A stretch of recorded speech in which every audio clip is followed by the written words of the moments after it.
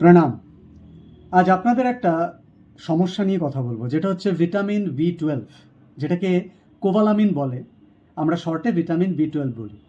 তা এমন কিছু খাবারের নাম বলবো যেটা খেলে এর ডেফিসিয়েন্সিটা অনেকটা মাত্রায় কমে যাবে, বা যারা নিয়মিত খাবেন তাদের এই ভিটামিন বি 12-এর ডেফিসিয়েন্সি একদমই আসবে না।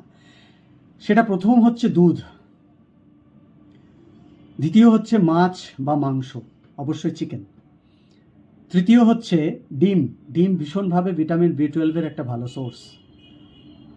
কর্নফ্লেক্স, দই। আর যারা নিরামিষাশী আছেন, যারা ননভেজ খান না, তাদের ক্ষেত্রে দুধটা তো থাকছেই, এর সাথে পনির বা ছাঁচ। নেক্সট হচ্ছে কর্নফ্লেক্স তো আছেই, তার সাথে ওটস ভালোভাবে চলতে পারে, দই।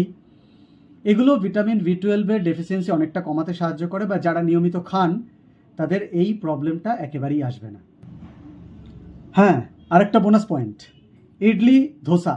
এই ইডলি ধোসা খেলেও কিন্তু ভিটামিন বি 12 সেখান থেকেও আমরা পেতে পারি।